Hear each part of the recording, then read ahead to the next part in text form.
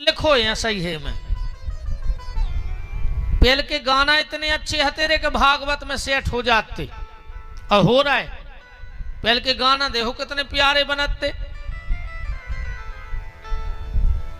ईश्वर सत्य है, सत्य ही शिव है, शिव ही सुंदर है।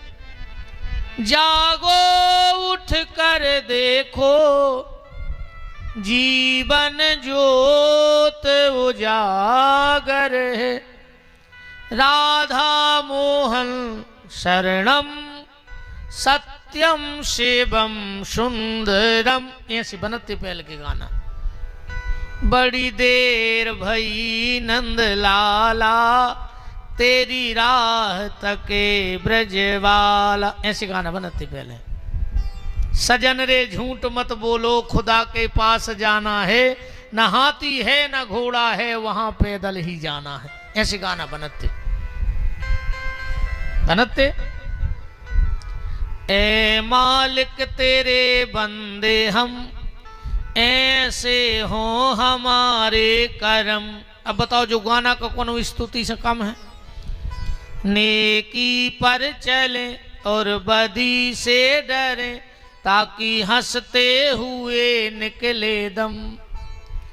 ये अंधेरा घना छा रहा, तेरा इंसान घबरा रहा है। ऐसे गाना बनते। और आज के गाना कहीं ढंग चका ढंग चका ढंग चका ढंग चका। अब जो ढंग चका कया है पहले तो जा बताओ। ऐसे गाना बनने लगे कहीं ढंग चका ढंग चका ढंग चका। एक और गाना बनो का ये क्या बोलती तू, आती के खंडाला। क्या करें मार जाए आके जे हर खा ले और का करो। ऐसे गाना बनने लगे रे। सब सीताराम हो गई। अब सुखदेव जी सृष्टि की उत्पत्ति का उत्तर देंगे। कल मैंने इस पर्ची को लास्ट में देखा था कि श्रवण कुमार की कथा सुनने हैं। अच्छा भी ईमानदारी बताओ, ऊपर ही ऊपर सुनने के बहुत गहराई से सुनने जो तुमने आज उन्होंने सुनी हुई। ऊपर ही ऊपर श्रवण कुमार की बता दें कि अंधा अंधी को पानी ले वे गए थे मार गए, जो दुनिया की बात है कि बहुत गहराई से सुनने जो तुमने सुनी न हुए। तो सुनो फिर आज तुम्हें हम श्रवण कुमार को चरित्र बताएं थोड़ो सो। बोलो भक्तों भगवान की। एक बार एक प्रदेश में अकाल पड़ा। बहुत ध्यान से सुनना श्रवण कुमार का चरित्र। भयंकर अकाल पड़ा। तालाब नदी नाले बड़े बड़े कूप सूख गए। एक बहुत बड़ा तालाब था जिसमें एक हंसों का जोड़ा रहता था। पानी सूख गया। हंस भूखे मरने की नौबत पे आ गए। क्योंकि शायद आप लोगों को पता होगा हंस मोती चुंगता है। हंस क्या चुंगता है? मोती। हंस की एक और क्वालिटी है, आप हंस के सामने दूध और पानी बर्तन में मिला के रख दो, हंस आएगा उसमें से दूध पी जाएगा, पानी छोड़ जाएगा। ऐसा कैसे हो सकता है कि दूध और पानी अलग अलग हो जाए? हंस की चोंच में इतनी खटांद रहते, इतनी खटांद रहते कि जैसे ही वो अपनी चोंच पानी के बर्तन में डुबो थे दूध फट जाता। तो वो टुकड़ा टुकड़ा बीन के होके खा के चलो जाता। अब जो हंसों का जोड़ा था वो भूख से व्याकुल हो गया। क्योंकि समुद्र में तालाब में पानी नहीं तो उसमें मोती नहीं। अब क्या चुने? तो दोनों पति पत्नी वो हंस हंसनी उसी सूखे तालाब में चल रहे थे। क्या देखा कि एक कछुआ मिट्टी में दब गया है। श्रवण का चरित्र सुना रहा हूं। एक कछुआ थोड़ी सी सीढ़ हती मट्टी में, वो में वो अपनी गर्दन निकारे और ऊपर को देख रहा, ऊपर से मट्टी तुपी में तुपो है खचवा। अकेली गर्दन निकली। ऊपर एक बाज मड़रा रहा है, वो भी भूखा है कि हम जैसे ही वो कछुआ मिट्टी से बाहर आएगा और हम उसे खाएंगे। पर जैसे ही कछुआ ने अपनी आंखें खोली तो वो चमकी धूप में हंस और हंसनी प्रसन्न हो गए। लगता है ये 2 मोती पड़े हैं।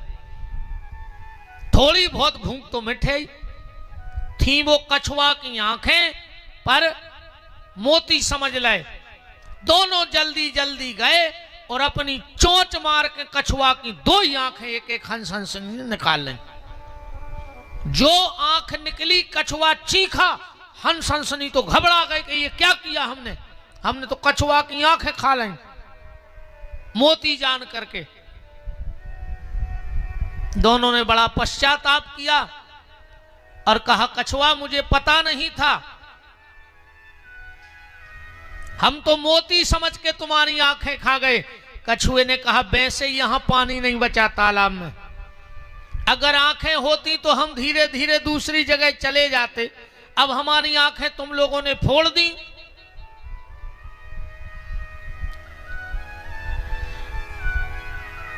अब हमारा जीवन यापन कैसे होगा। हंस बोले बताओ हम क्या मदद कर सकते हैं तुम्हारी।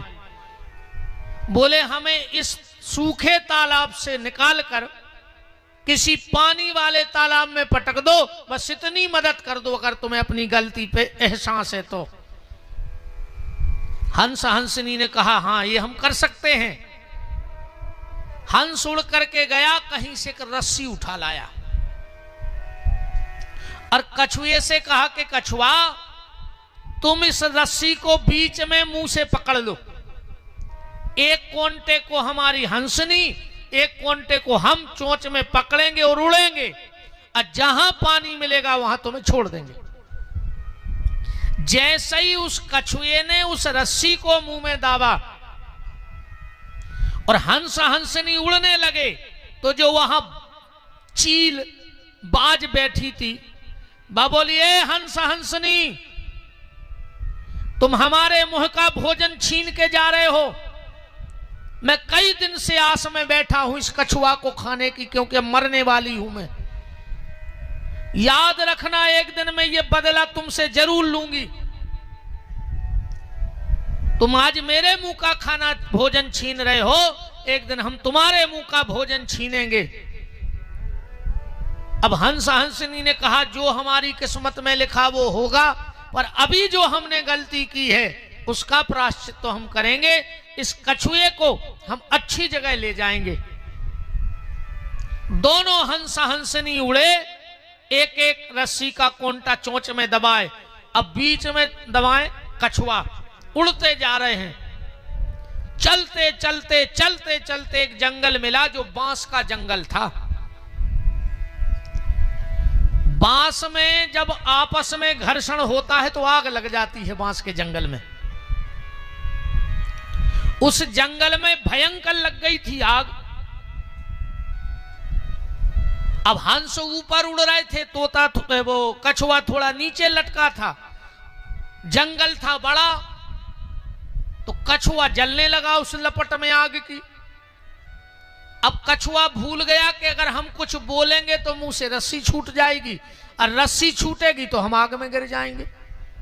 पर अब पीड़ा बहुत हो रही थी जलन की, तो उसने जैसे ही ये कहने के लिए मुंह खोला कि ए हंस हंसनी धागा थोड़ा ऊपर उड़ो, तुम लोग, हमें जलन हो रही आग की। और जो कहा हंस, मुंह छूट गया। कछुआ आग में गिरा, जल गया। हंस हंसनी ने देखा नीचे को के धागा में तो कछुआ है ही नहीं है रस्सी पे। अरे राम राम राम। जब जंगल में प्रवेश कर रहे थे तब तो रस्सी पकड़े थे कछुआ, और अब जंगल अपन ने पार करो न, आग ही लगी है, पक्का यही आग में जल गो। आप तो अपन और हत्यारे हो गए। पहले तो आंखें ही फोड़ी, अब जिंदा ही जला दो। तो हंस हंसनी ने कहा क्या करें। बोले अपन भी अब यही आग में प्राण दे दीजिए, ऐसे बड़ो प्रायश्चित अब कुछ नहीं है। हंस हंसनी दोनों ने उड़ना बंद कर दिया और उसी आग में जल के तीनों खत्म हो गए, हंस, हंसनी और कछुआ।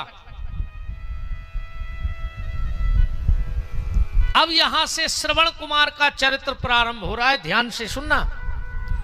जो हंस था वो उद्यान नाम के महात्मा बने, और जो हंसनी थी वो महाराज दशरथ के मुंह बोली बहन चंद्रकला नाम की कन्या बनी। दशरथ जी की मुंह बोली बहन अयोध्या में। उद्यान नाम के ऋषि जंगल में तपस्या कर रहे थे, जंगल में तपस्या कर रहे थे। बिना वेदिका ने कार दी को न पाई छपार जे। अरे सांस आवे जो मोरो मनने लगे यार, काय को बारे यार पच जा यार, बरजात्रे बहुत तकलीफ होत है, समझो यार। जो दिन आरती में 10 को बरो मिला तो रोटी नहीं खावत, काचा हमें कौन बेकुंटिया जाने, हम तो चिल्ले रही खो चिल्ले आ रहे रे। सबसे कह रहे माया छोड़ो हमारे जा रहे, दिन रात कत बदन रे राम। हमारी तो ऐसी कत भाई बस सातवीं की सहायक वाचन में कथा थी कि शिकारी आता है जाल फैलाता है, दाने का लोभ दिखाता है, हमें जाल में नहीं फंसना चाहिए। एक बाबा जी ने एक मिट्ठू को पड़ा था, अरे वो पिंजराई में बैठो जा रहा और जाई कह रहा हो कि शिकारी आता है जाल फैलाता है, दाने का लोभ दिखाता है, हमें जाल में नहीं फंसना। ये सही हम यहाँ सबसे कह रहा है मुक्त हो जाओ और हम मरे जा रहे दिन रात, हम और गिते फंस जा रहे माया में। अच्छी धल्ले भैया तुम तो, ये तो सब बातें यहाँ नहीं, पटल क्या बांध के धल्ली दद्दा सब कुछ बोया है। हनुमान चालीसा में लिखो है रे, होत ना आज्ञा बिन पैसारी, बिना पैसा के कुछ नहीं हो रहा वाल। पैसा तो जरूरी है, जब बिल्कुल ना कहेंगे कि हमें नहीं चाहना, हमने आज नहीं कही कि हमें पैसा नहीं चाहने, चाहने गौशाला कहाँ से चले दादा जब पैसा नहीं हो जाए, गौशाला तो चला नहीं, पैसा चाहने हैं बस। इतनी भर कर पैसा तो खूब कमा, कोई दिक्कत नहीं है, हम तो मोह से कहते हो दत्तारो। इतो ध्यान रखियो कि राम को दाव होए हराम को भरने होए, अगर हराम को जे है तो नुकसान करे, राम के नाव को रहे तो नुकसान न करे, बस हराम को भरने आवे। राम तो जितो दयापन उत्तो थेला कम पर जी, हम तो उगरे चले जी मैं बांध लें दद्दा इतनी लंबी लुंगी लाए। आओ राम को दाव होए हराम को भर दो, बिल्कुल न होए। उद्यान नाम के महात्मा जो पहले जन्म के हंस थे, जो जल के राख हो गए थे, तपस्या कर रहे थे, और इतनी तपस्या बढ़ गई, इतनी तपस्या बढ़ गई कि इंद्र की कुर्सी डगमगा गई। अच्छा कबऊ कबऊ जो बड़ी बड़ी कुर्सी पे बैठे रहते हैं, बेजा कबऊ नहीं चाहत के नीचे की कुर्सी बारो बढ़ जाए, अगर वो बढ़ गया तो फिर हमारे हाथ को जोर है। बताओ, बड़े बड़े पदों पर बैठने वाले नहीं चाहते कि कोई हमारा साथ वाला बढ़ जाए, हमारे हाथ को जोर में बच रहा हो फिर। और कुर्सी का चक्कर इतना खतरनाक है, कुर्सी वाले को नींद तो आता ही न, कहा हमारा चैलेंज है। कुर्सी वालों कब सुख से नहीं सो सके, जे को मिल गई ने वो सोवे, अजय की चली गई वो सो है का, जे की मिल गई वो 5 साल जा सोचत कौन कौन के हाथ जोड़े के चली न जाए, अजय की चली गई वो 5 साल जुगाड़ में फिरत के कौन कौन के हाथ जोड़ने के मिल जाए। सो नींद दोई की उड़ गई। बहुत ही खतरनाक होते रे, जो हम नाव नहीं ले रहे ना, तुम्हारे रिश्तेदार हुई तुम तो चुगल दे, बात बिल्कुल साची है, 1% झूठी नहीं। अब जो पिछली सरपंची के चुनाव है, एक आदमी जा रहा हो तो फार्म भर भी, महाराज ने दाहुज जमाहूरा सुबह भूल भाल गाओ तनक समय बचो, कही 1.5 घंटा बचो, तेनो जाए में टाइम लग जाए। सुबह हड़बड़ा हट में जल्दी ने सपरो और रोटी ने खाई, भगवान के पांव परे और मताई के पांव परे, और जल्दी जल्दी मेरे लुगाई के गोड़ों खुलूम गाओ। वो जा भूल गाओ कि हम कर का आ रहे हैं। इतनो खतरनाक नशा है दद्दा कुर्सी को कि वो फिर जो नहीं देखे कि कौन के पानने कौन के नहीं पानने, हाँ वो तो गोड़ों लूम जा सीधो। बहुत ही खतरनाक काम है यार। इंद्र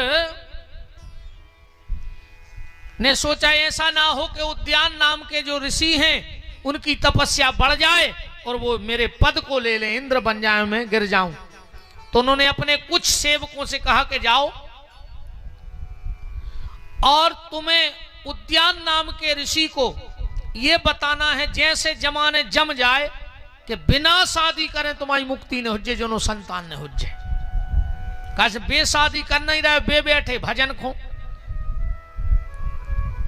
भगवान के कुछ दरबारी देवता महात्मा बन बन के उद्यान नाम के ऋषि के पास आए, बगल में बैठ गए, बोले महात्मा तुम्हारा भविष्य वर्तमान भूत में सब जानता हूं, तुम्हारे माथे की रेखाएं कह रही हैं कि अगर तुम्हारी शादी नहीं होगी तो तुम्हारी मुक्ति नहीं होगी, पुत्र होना जरूरी है, पुत्र भाव चाहिए। अच्छी जमा के बे तो सब लौट गए।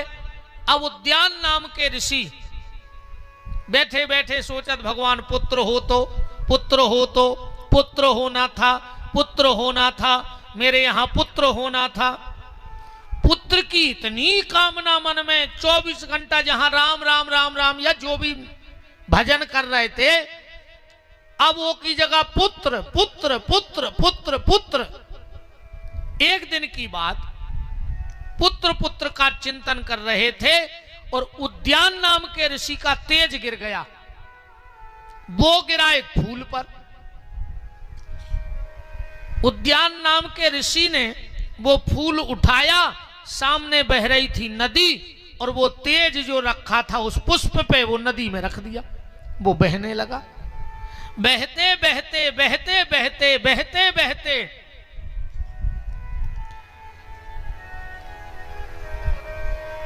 सखियों के साथ चंद्रकला नहा रही थी। ऊपर से फूल बह के आ रहा हो, और वो फूल सीधा चंद्रकला की तरफ गया।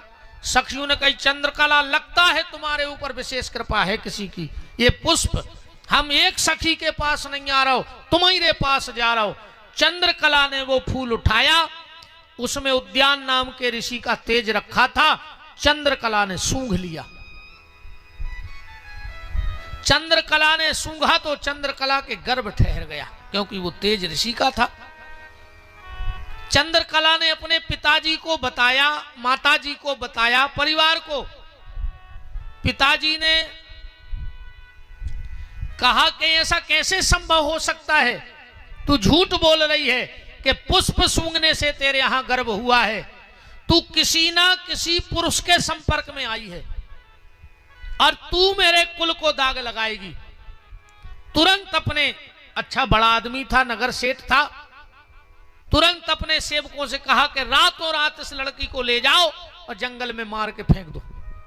मुझे ऐसी बेटी नहीं चाहिए जो कुल को डुबो दे। इसने कुल की लाज डुबा दी। सेवकों ने चंद्रकला को अर्धरात्रि में जंगल में ले गए, पर भाभी बड़ी प्रबल होती है। भगवान को जो काम करना है, जो निमित्त बनाने हैं, कि कोई लाख करे चतुराई, कोई लाख करे चतुराई, करम का लेख मिटे ना रे भाई, करम का लेख मिटे ना रे भाई, करम का लेख मिटे ना रे भाई, करम का लेख मिटे ना रे भाई। कोई लाख करे चतुराई, कोई लाख करे चतुराई, करम का लेख मिटे ना रे भाई, करम का लेख मिटे ना रे भाई, करम का लेख मिटे ना रे भाई, करम का लेख मिटे ना रे भाई। जो सेवक चंद्रकला को मारने जंगल में ले गए और बोले कि सुनो, तुम्हारे पिताजी ने तो आज्ञा दी है कि मार के नदी में फेंक देना, जंगल में जला देना। पर हम लोग हत्या नहीं करना चाहते। अगर तुम चाहती हो कि हम सबके प्राण सुरक्षित रहें तो हाथ जोड़ के प्रार्थना है, हम तुम्हारे प्राण तो तुम्हें जिंदा छोड़ रहे, पर कभी तुम लौट के अपने परिवार को मत दिखना। चंद्रकला ने कहा, पिताजी ने कहा है तो मार डालो। बोले नहीं नहीं, हम लोग हत्या नहीं करेंगे, पर आदेश है, हम गुलाम हैं उनके, पर तुम जाओ। इतनी कह के सेवक लौट गए। चंद्रकला जंगल में रहने लगी। वहीं बगल में एक बड़े सिद्ध ऋषि रहते थे, उनकी कुटिया में चंद्रकला रहती। महात्मा अपने त्याग तपोबल से सब जान गए। अब चंद्रकला के गर्भ तो था ही। एक दिन चंद्रकला बैठी थी और उसको छींक आई और इसके नाक से एक पुत्र प्रकट हुआ। उसका नाम था नचिकेता। ध्यान से सुनते जाना, क्योंकि नाक से प्रकट हुआ तो नचिकेता। अब वो इतना रोवे कि चुप्पाई नहीं होवे। चंद्रकला को बड़ी गुस्सा आई कि ऐसा कैसा बेटा, एक तो हमने फूल सूंगो सो गर्भ रहेगा, के बाप को पता है नन्या कुआ है। अज्जा भाई और हीरा सी ऋषि की सेवा करत, सो जो रोता ही रहे। एक बनाओ संदूक और वो में धरो नचिकेता और नदिया में बहा दो कि जाओ तुम अपने बाप आई के जाओ जहां हो सो। वो संदूक बहते बहते उद्यान नाम के ऋषि भाई नदी हती। अब वे तो पुत्र को तो उनको मोह बहुत खतरनाक लगो, तो कैसे जमा गए थे वे सब। उसी समय वो स्नान करने गए, संदूक बहता आ रहा था, खोल के देखा तो पुत्र था। समझ गए कि मैं पुत्र कहता था, भगवान ने मुझे यही पुत्र दिया है। लाके उसका लालन पोषण करने लगे। एक दिन चंद्रकला के मन में विचार आया कि लगता है कि पुत्र तो पिता के पहुंच गया, पर मुझे भी तो पति का दर्शन करना चाहिए। तो एक संदूक बना के चंद्रकला बैठ गई और वो भी उद्यान नाम के ऋषि के यहां पहुंच गई। अब वो तो बड़े त्यागी तपस्वी और त्रिकालदर्शी महात्मा थे, जान गए कि यही पुत्र है, यही शेष जन्म हुआ तो ये मेरी पत्नी है। अब चंद्रकला और उद्यान नाम के ऋषि रहते हैं, भजन करते हैं। नचिकेता नाम का पुत्र वहीं रहता है। एक दिन सुबह सुबह उद्यान नाम के ऋषि ने अपने पुत्र नचिकेता से कहा कि नचिकेता जाओ और समिधा लेके आओ, जंगल से हवन होना है। कुछ देर बाद जब नचिकेता लौट के आए तो क्या देखा कि उद्यान नाम के ऋषि और चंद्रकला सांसारिक कर्म में थे और झुपड़िया का दरवाजा खुला था। उन्होंने सोचा इतने जल्दी थोड़ी बेटा लौट के आ जाएगा, तो सांसारिक कर्म में थे। नचिकेता ने 2-3 बार आवाज लगाई कि इशारा हो जाए, मां बाप हैं, इशारा हो जाए तो ये लोग मर्यादा में आ जाएं, पर कोई ध्यान नहीं दिया। तो नचिकेता को क्रोध आ गया और कहा, जिस वक्त भजन पूजन करना चाहिए, ये संध्या का समय था, सुबह का वक्त था, इस वक्त भगवान की आराधना होनी चाहिए, और तुमने चोला ऋषि का पहना, फिर भी तुम्हें शर्म ना आई। पहला मैं पुत्र ऐसा रहूंगा जो माता पिता को दुष्कर्म का दंड दूंगा। मैं तुम दोनों को श्राप देता हूं, तुम दोनों अंधे हो जाओ। जय श्रवण के माता पिता ध्यान से सुन जाइयो कथा। श्रवण की माता का नाम था चंद्रकला और पिता का नाम था उद्यान ऋषि। नचिकेता ने श्राप दे दिया और कहा कि तुम लोग एक दूसरे का संसर्ग हुआ है तो निश्चित अब संतान होगी, और मैंने बार बार तुम्हें चिल्लाया पर तुमने मेरी बात को श्रवण नहीं किया। अब जो पुत्र होगा उसी का नाम श्रवण होगा। तो सुबह के संसर्ग से, पति पत्नी के मेल से जो पुत्र हुआ वो श्रवण कुमार हुआ। नचिकेता खड़े हो गए। उद्यान नाम के ऋषि ने श्राप दे दिया, नचिकेता तूने माँ बाप को श्राप दिया है, तू भटकता रहेगा, कभी नरक में, कभी स्वर्ग में, कभी नरक में, कभी स्वर्ग में। तो पिता के श्राप के कारण नचिकेता, आप लोगों ने कई बार सुना होगा, फिर नचिकेता ने 27 नरकों को वर्णन करवाओ है। कैसे में कई बार नरक गए, कई बार उन्हीं ने स्वर्गों की बताई कि कौन से नरक में का दंड मिला थे। अब नचिकेता को छोड़ो, दूसरा विषय धराओ श्रवण कुमार की तरफ। श्रवण कुमार का जन्म हुआ इन्हीं अंधी अंधे के यहां, चंद्रकला और उद्यान नाम के ऋषि के यहां श्रवण कुमार का विवाह हुआ। पत्नी कौन आई, कथा खबर है। एक बाज ने श्राप दी थी हंसा हंसनी को कि तुमने हमारे मोह को अन्न छीनो है, समय आवे पे तुम्हें भी हम दाने दाने को तरसे हैं। यही बाज अगले जन्म में नारी बन के श्रवण कुमार की पत्नी बनी। ये भोजन बनाती, घर में सब था, पर पति को खीर खिलाती और अंधे सास ससुर को जूठा मीठा खिला देती, कुछ भी खिला देती। एक दिन की बात, श्रवण कुमार साथ में भोजन करने बैठ गए माता पिता के। तो जैसे ही थाली आई और जो कौर उठा के खाया, दोनों माता पिता ने कहा बेटा श्रवण आज क्या बना है, आज तो बहुत स्वादिष्ट भोजन है। श्रवण कुमार बोले कि पिताजी भोजन तो रोज यही बनता। बोले बेटा नहीं, हमें आज तक नहीं मिला। बोले ये खीर है। अपने ते कहावत है तो उन्होंने सुनी हुई है, आदमी के तो कहीं जो कहा रहे, बोले हमने कर पे बहुत टेढ़ी खीर है। कैसे? अरे वो काम बहुत टेढ़ी खीर है, बच्चा उनके बस की नन्या, खीर टेढ़ी कैसे हो सका। कहावत के पीछे कछू तो कहाओ, जब कहावत ऐसी आए कि टेढ़ी खीर। एक आदमी है तोरे जन्म से आंधरा, सुना जज्जो, ऐसे कहने लगे टेढ़ी खीर। पैसा बारो है तो ब्याह होगा, बाल बच्चे हो गए, बाल बच्चों के ब्याह हो गए, नाती बूढ़ो होगा। वो एक दिन नाती बोलो कि बब्बा खीर खे हो खीर। अब उन्हें कहूं खाई नहीं थी। कहा बेटा खीर कैसी हो? नाती बोलो कि बिल्कुल सफेद रहे थे, सफेद।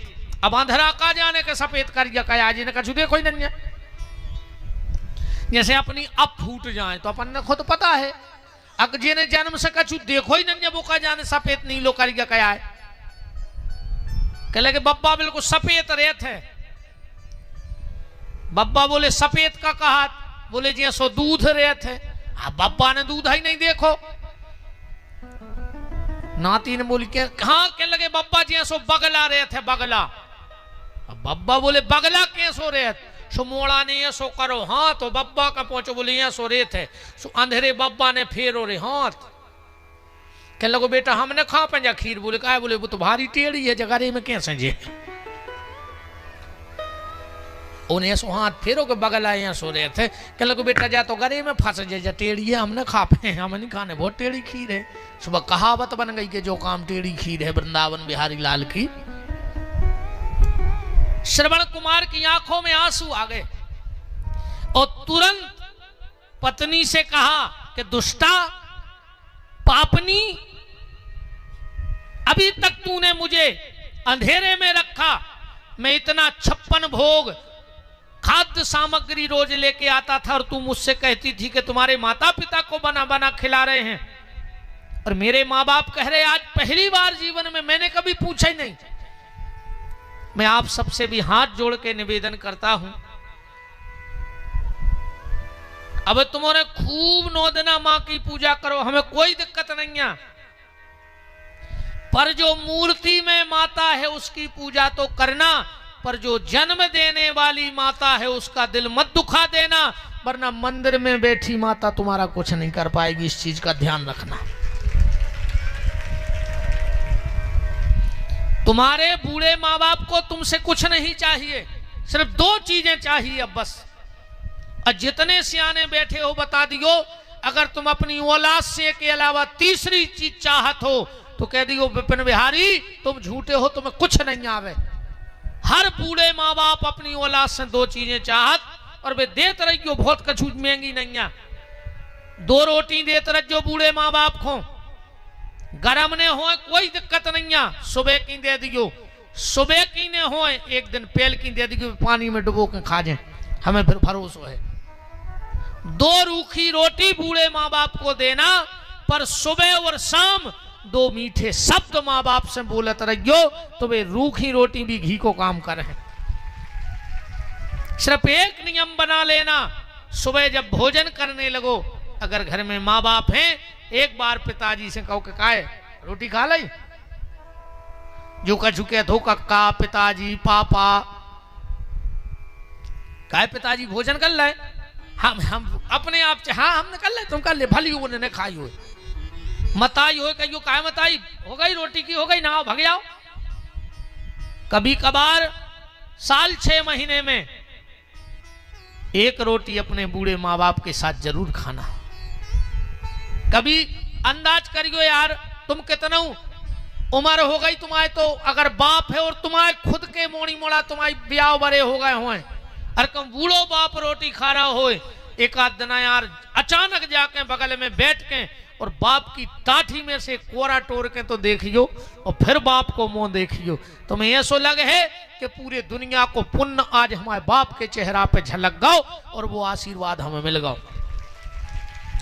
कभी बूढ़ी माँ के साथ एक रोटी खा के देखना, लुगाओं को झूठो तो खूब खा रहे दद्दा हरो, हाँ लुगाओं को तो खूब खा रहे झूठो, मिले सुर मेरा तुम्हारा, हमने कल कही थी। और घरवारी को झूठो खे सो बुद्धि खराब हो जाए, मार जाओ। अरे कहूं बहू दद्दा को झूठो खात रहे हो तो जानियो कि लक्ष्मी नारायण को प्रसाद है, रोज मिल रहा हो तुम्हारे लाने। कभी कभी बूढ़े माँ बाप के साथ 1-2 रोटी, कहूं तुम खावे बैठे, पापा ने करे आओ आओ एक रोटी खा ले हमारे संगे, घर बैकुंठ बन जाए, स्वर्ग बन जाए, तुम आओ।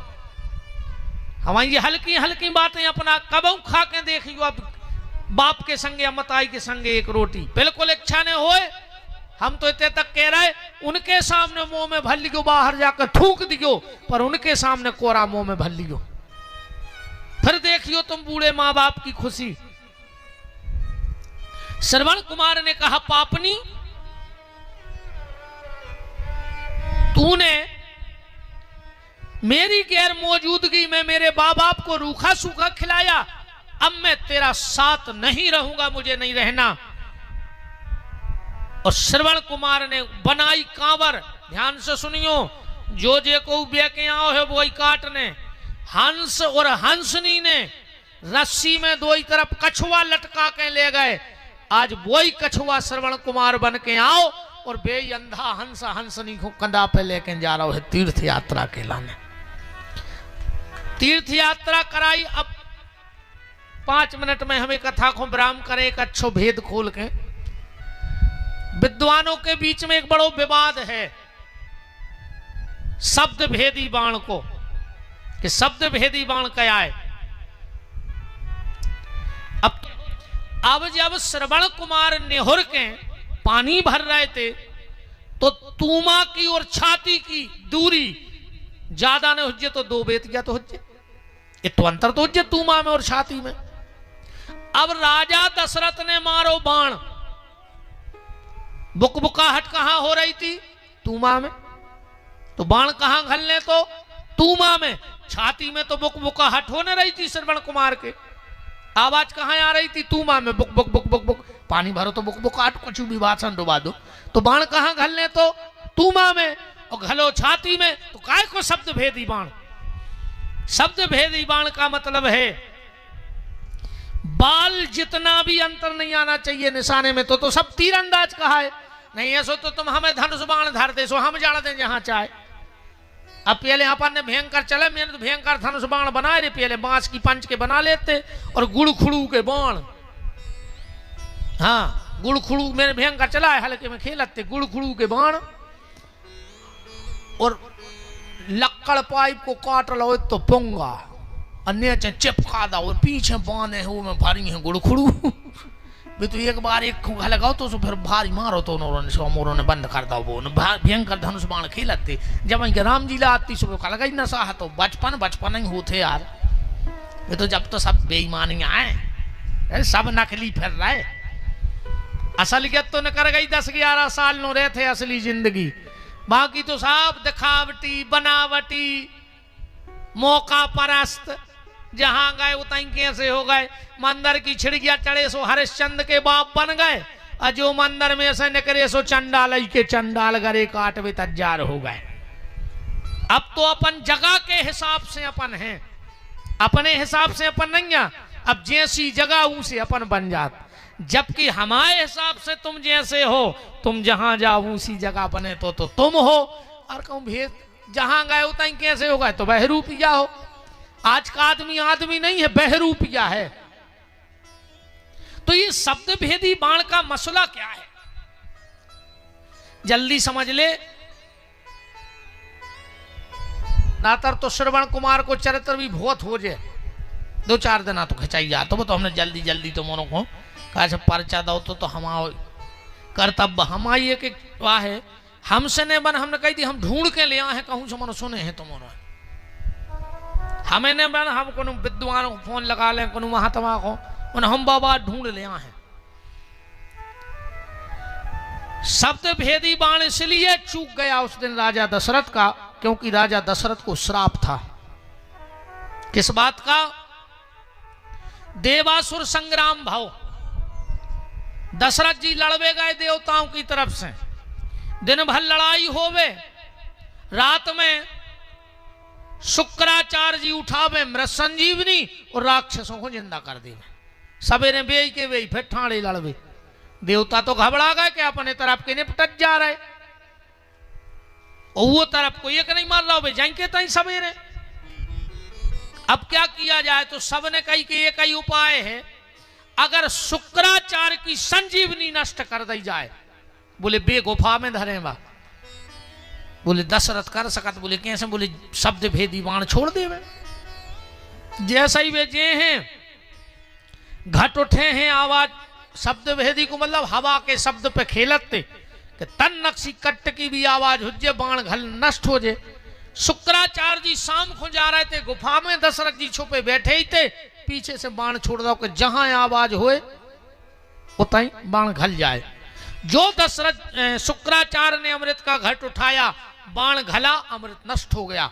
शुक्राचार्य की आंखें लाल और श्राप दे दिया दशरथ तुझे बहुत घमंड है शब्द भेदी बाण का जा मैं तुझे श्राप देता हूं एक दिन यही शब्द भेदी बाण तेरी मृत्यु का कारण बनेगा और जिस दिन तेरा बाण चूक जाए समझ लेना तेरी मौत पक्की हो गई।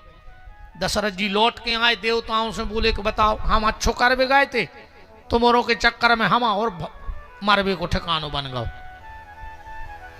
शुक्राचार्य जी ने श्राप दे दिया। बृहस्पति बोले चिंता मत करो परहित बस जिनके मन माही अब परहित सरस धर्म नहीं भाई तुमने सृष्टि के हित में ये काम किया है तो हम देवताओं का आशीर्वाद है।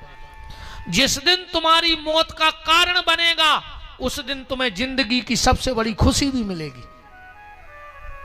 तो जब राजा दशरथ ने बाण मारा और बाण श्राप हतो बुकबुकाहट तो हती तूमा में पर श्राप के कारण चूक के घलो छाती में और जब वो तैसे तूमा लेके आए हैं तो इन्हीं अंधे अंधी ने क्या श्राप दिया दशरथ को आज हम जैसे पुत्र के वियोग में तड़प तड़प के मर रहे हैं हम तुम्हें श्राप देते हैं एक दिन तुम भी पुत्र के वियोग में तड़प के मरो। दशरथ जी नचन लगे कहा से वो समय तक औलाद नहीं थी दशरथ के। दशरथ ने कही मानने तो है ही एक ने एक दिन मनो अब बिना औलाद के ने मारे हैं भाई को कारो कब्गा खा के दबाव नहीं है। तो दशरथ जी ने कहा आज मेरा जीवन धन्य हो गया मुझे लगता था कि निपूता मरूंगा पर एक ऋषि की संत की शराब से आज मेरे कुल जलाने वाला तो होगा जब वो खुद देख के हम मरे हैं। कहा पानी पी लो। अंधा अंधी चंद्रकला और उद्यान नाम के ऋषि श्रवण कुमार के माँ बाप बोले हम हत्यारे के हाथ का पानी नहीं पिएंगे। दशरथ जी बोले जितनी श्राप देने उतनी दे दो पर पानी पी लो। दोनों ने अपने शरीर में आग प्रकट की। दशरथ जी वो तूमा लेके 7 चक्कर लगा पाए चिता के, वो चिता जल के राख हो गई। दशरथ जी ने घरे आके घोषणा करवा दी, मेरे कारण 2 अंधे तपस्वी माता पिता प्यासे मर गए, आज से ये रघुवंश का नियम रहेगा। बोले क्या?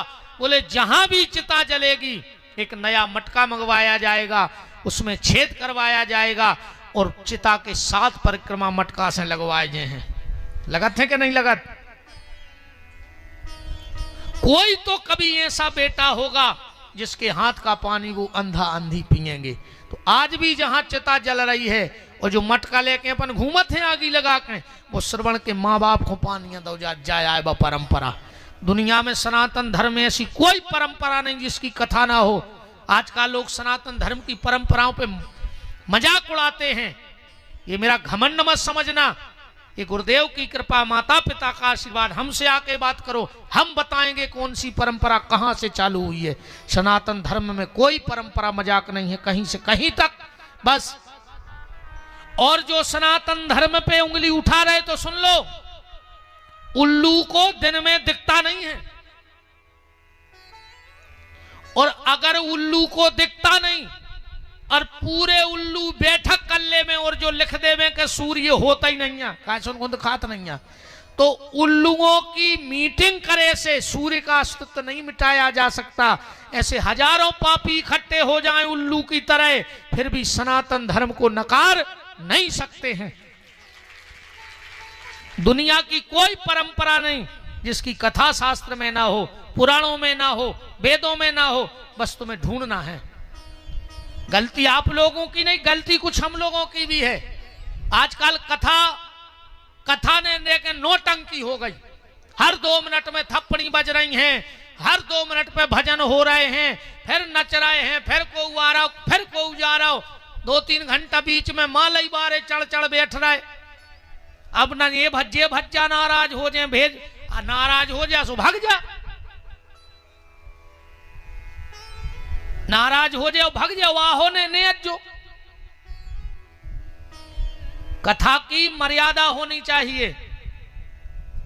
कथा में ज्यादा भजन शुरू में कर लो, आखिरी अब रात भर डरी सुखाओ सीताराम गांव भर के बैठ के, पर कथा में कथा भाव चाहिए। तो आजकल हर 2 मिनट पे भजन बज रही है, थप्पड़ी नच रहे हैं सब। कह बमा कबे खुआ आए पाने थे बताओ, भजन गाओ सुनाए, पार्टी खड़ी हो गई। कई वो मीरा को भाव आया, तो मीरा जब नचती सो का कैमरा देखे कहती के रील बना देख हमारी। यही कौम खराब है, हमें सांची कह देने। तो आदमी के तो कछु भी सत्य बोलते हैं, और सत्य हमेशा कड़वा होता है। सत्य सुनवे की दम चाहे ने, सांची केवे तो हर आदमी फिर रहा हो, पर सांची सुनवे की भी तो दम होए। अब हर आदमी कहते भैया हम तो सांची कहते हैं, हम तो सांची कहते हैं, और हम कहूं तुमसे सांची कह दें। फिर अगर सांची कहवे की दम है तो सांची सुनवे की दम राखो, और जो दिन सही सही सुनन लगो कोई दिन से सही सही गली भी चलन लगो। गलत सुनो तो गलत गली जे हो भाई, जोन गली को पता बताओ जो वही गली नहीं हो। सत्य सत्य होता है। तब से ये परंपरा, अब कल हम तुम्हें बहुत परंपराएं बताएं, तुम उन्होंने कल्पना ने करी हुज्जे कि कहां से कौन कौन नियम कैसे अपने ते बन के आए हैं। अब को प्रमाणित